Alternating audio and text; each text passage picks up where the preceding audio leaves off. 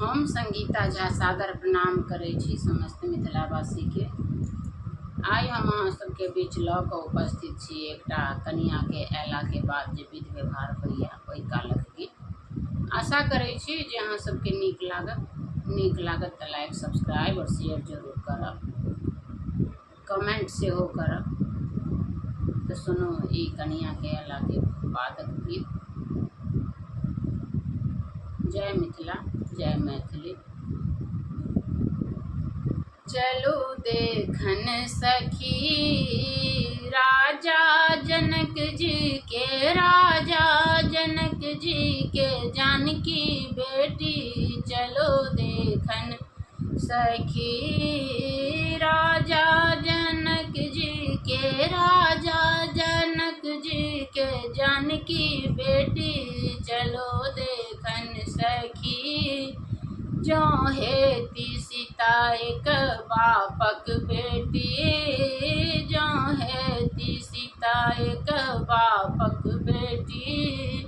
बायां हाथे हल्दी ओ, बायां हाथे हल्दी ओ, कुटिए लेती सीता बापक बेटी।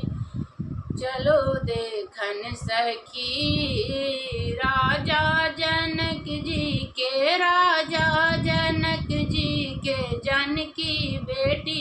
चलो देखन सखी जो हेती सीता एक बापक बेटी, जो हेती सीता एक बापक बेटी। बामा हाथे मछली ओ, बामा हाथे मछली ओ, काटिए लेती।